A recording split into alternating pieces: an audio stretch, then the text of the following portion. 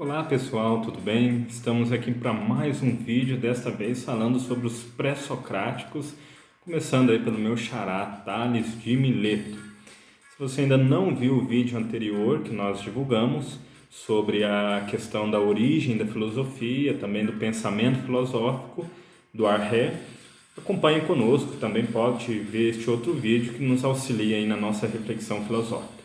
Hoje nós vamos falar sobre Tales de Mileto, um dos filósofos mais importantes que nós já tivemos. Quando a gente fala de Tales de Mileto, a gente recorre mais ou menos ao ano 640 até 546 a.C., ou seja, um período muito antigo mesmo, né? Aristóteles considera que Tales de Mileto é o fundador da filosofia.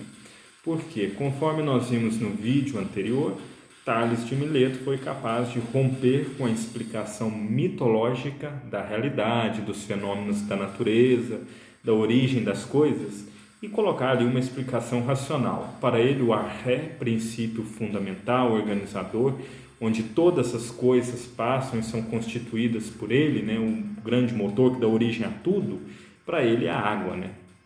Naquela época restava a ele a observação.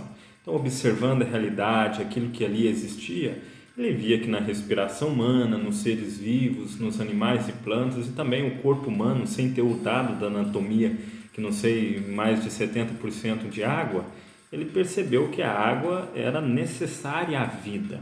Então, esse atributo da água ser necessária à vida fez com que ele identificasse o ar-ré com a água. E aí surgisse a primeira explicação racional a uma pergunta fundamental da filosofia antiga que os próprios gregos buscavam entender. Tales de Mileto, diferentemente de hoje, que nós temos muito fragmentado as áreas do saber, ele se interessava por conhecer, por questionar, por investigar as coisas, né? Então, naquela época não tinha essa divisão igual tem hoje, né? Então, ele questionava, olhava para o céu e tinha aí intuições astronômicas e depois olhava os animais, os peixes, a própria realidade. Então, a observação foi importante para que este grande estudioso, este grande filósofo, este grande pensador da antiguidade tivesse aí considerações importantes que modificassem o próprio pensamento ao longo dos séculos posteriores, também contribuísse para muitos outros pensadores, inclusive da filosofia que vieram após ele. Também foi uma grande pessoa que se envolveu muito com a área de matemática, né? Quem aí nunca estudou o Teorema de Tales na matemática, no ensino fundamental, médio, por aí, né? Também foi alguém que previu na época um eclipse total do Sol, né? E também fez aí muitas outras descobertas importantes. É interessante também mencionar, como nós já dissemos, que Aristóteles foi um dos grandes responsáveis por falar de Tales.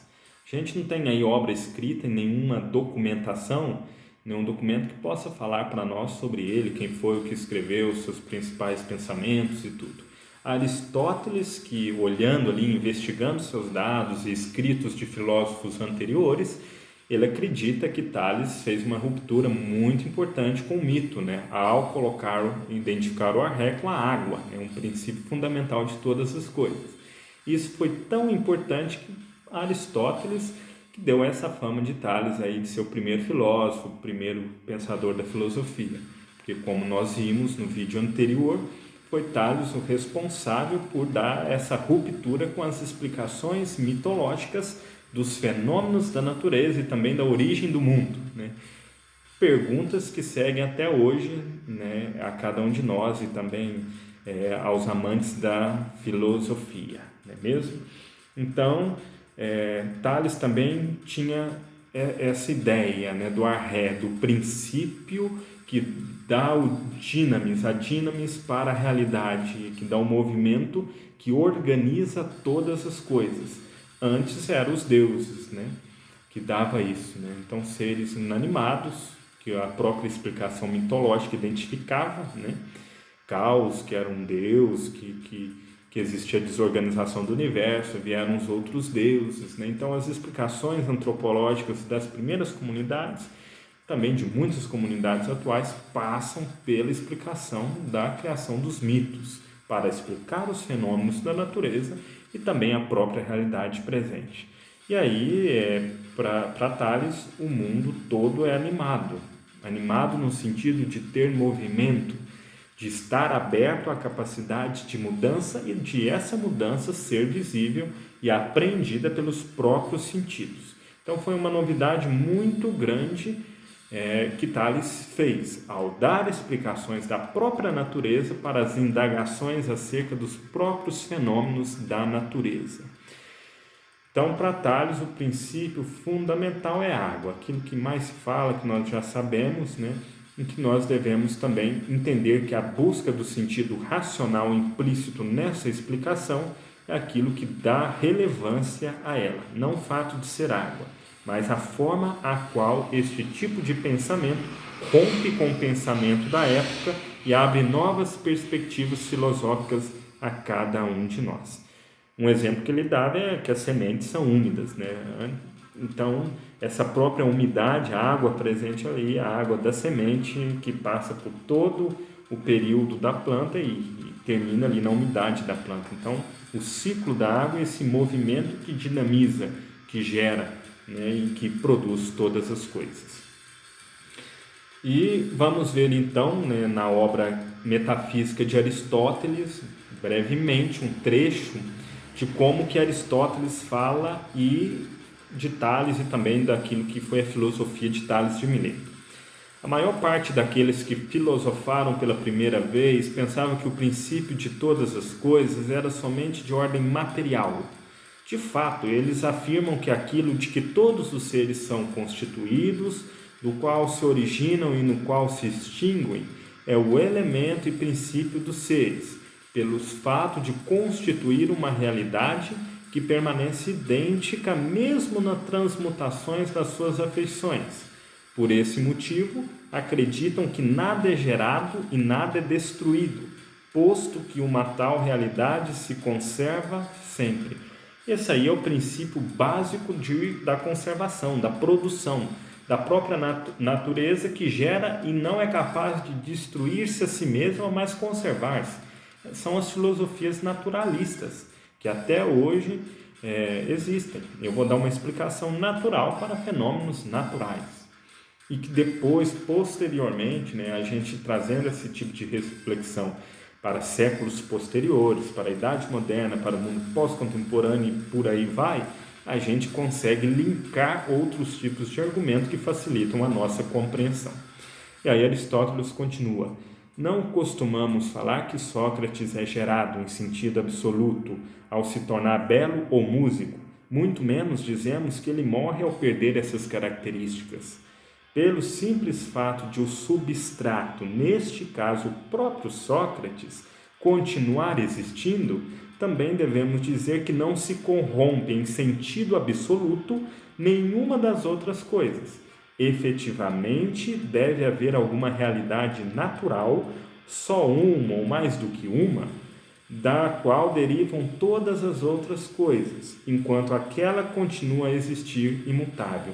Então, o arré aqui, ele é o princípio, ele é o primeiro, é aquilo que vai permanecer na transformação, que é o que os filósofos anteriores a Aristóteles e o próprio Aristóteles vai buscar identificar com algo. Para você, qual que é este arré, qual que é este princípio, que mesmo em Sócrates e os seus atributos se esvaindo, né, ele ainda segue ali, permanece na própria transformação. E aí, terminando aí mais um trechinho da Metafísica de Aristóteles, que nos fala dessas filosofias dos pré-socráticos, entretanto, esses filósofos não estão de acordo quanto ao número e à espécie de tal princípio, que é o arré. Tales diz que esse princípio é a água, conforme nós já dissemos. Por isso afirma que a terra flutua sobre a água, extraindo sem dúvida essa convicção da constatação de que o alimento de todas as coisas é úmido e de que até mesmo quente é gerado do úmido e vive no úmido. Ora, aquilo do qual todas as coisas são geradas é justamente o princípio de tudo, e a água é o princípio da natureza das coisas úmidas. Então, Tales dá uma argumentação que se baseia na experiência e no próprio raciocínio da experiência da observação que ele teve, a observar da umidade, a observar a questão da água presente nas coisas e identificar este arré com a própria água. E aí a ideia de que a própria terra flutua na água, ou seja, a água é o princípio gerador. E para você, a água entra em que ponto da reflexão filosófica? Para aquela época foi um conteúdo muito importante, capaz de romper com o mito e dar novas perspectivas filosóficas. Ainda hoje tem muita coisa que a gente precisa romper com perspectivas filosóficas anteriores e buscar novas formas de compreensões. E nisso Tales de Mileto nos ajuda muito. Só para terminar, tem aquela historinha, né, que Tales um dia andando aí pela rua, estando atento aos fenômenos do céu, olhando para o céu, não viu o buraco que estava embaixo e acabou caindo, né? Ou seja, como você interpreta isso? Será que buscar os fenômenos do alto, a transcendência, investigar tudo, e às vezes as respostas podem estar nos buracos que nós negligenciamos pelo caminho? Ou será que ele fez bem, que a própria vida e a própria investigação e o próprio pensar teológico para o alto também é feito de buracos que nos nivelam por baixo, dificultando o próprio pensamento? E mais de 1 milhão de explicações, interpretações e experiências afetivas que nós podemos ter com esse tipo de reflexão. Boa reflexão a todos nós e que Tales nos ajude sempre aí nas nossas reflexões filosóficas.